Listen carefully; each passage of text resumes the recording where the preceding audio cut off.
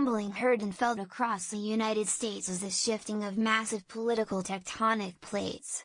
The Russia issue, as it is known in Washington, is not taking a summer holiday, and the effect can be felt among three vital elements of the American political system, all in dramatic transition: President Donald Trump's political base, the Republican Legislative Caucus on Capitol Hill, and the broader group of Republican voters.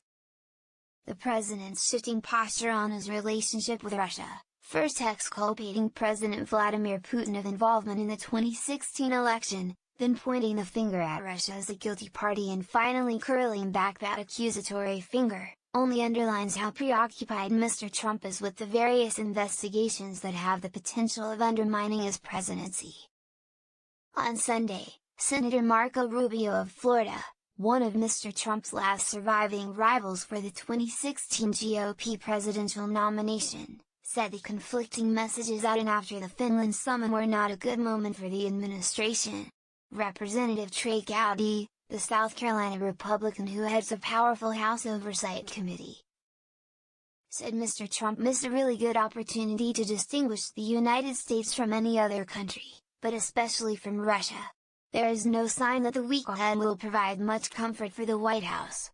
To be sure, Mr. Trump's awkward performance at the Helsinki press conference, followed by his jury-rigged double negative explanation, only served to harden the resolve of his base, which regards attacks on the White House as further evidence of the stubborn obstacles facing the president as he seeks to drain the Washington swamp of liberals, obstructionists, careerists, and never-Trumpers. But the summit unnerved Mr. Trump's putative Capitol Hill allies, who, as their appearances on the Sunday political shows demonstrated, were less reluctant than ever to air the qualms they have suppressed in public for months. Moreover, it spawned new waves of worry among Republican voters, many of whom are more congenial to the GOP establishment than the Trump true believers. The true impact of the Russia issue will be evident in the critical midterm elections that will decide the fate of the Senate and the House, both currently controlled by Republicans. After Helsinki, the White House is dreading an unfavorable outcome.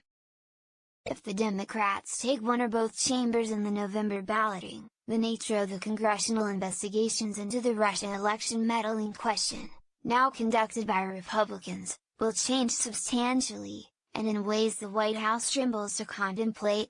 A Democratic takeover in even one of the houses of Congress will mean dramatic changes in the committees that have jurisdiction over the probes. The transfer of committee chairman, from Republican to Democrat, would be significant on its face. But the balance of power in the committees also would be altered, from GOP majorities to Democratic majorities, transforming potential political acquittals of Mr. Trump into possible formal accusations against the president, and the replacement of committee staffers sympathetic to the White House with staffers hostile to it. Another consequence of a Democratic majority on Capitol Hill would change the tone and timbre of the proceedings. Plus this, the White House knows that the committees, now safely under Republican control, possess subpoena power, and a newly empowered Democratic leadership and an aggressive Democratic staff would not be reluctant to use it. That is the sum of all fears for the Trump team. One of the few certainties as the midterms approach is that the Trump base will not bolt and back GOP candidates who will not support the president and his legislative agenda. It is also certain that Republican officeholders will seek to mollify Trump supporters in their states and congressional districts even as they profess independence from the White House.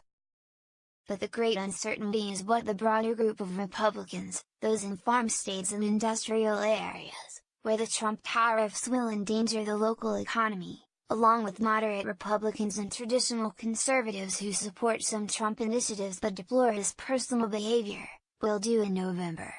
That, above all, could determine control of Capitol Hill, and the fate of the president.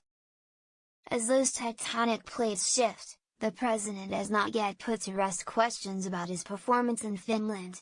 On Fox News Sunday, Mr. Gowdy urged Mr. Trump to listen to the U.S. intelligence officials who have concluding that Russia was involved in the 2016 election rather than to disparage them.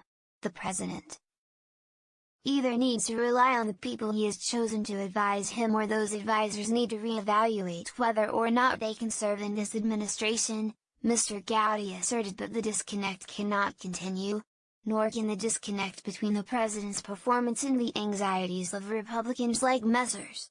Gowdy and Rubio on Capitol Hill. Their comments may be on the Russia issue of 2016, but their concerns are focused on the midterm elections of 2018.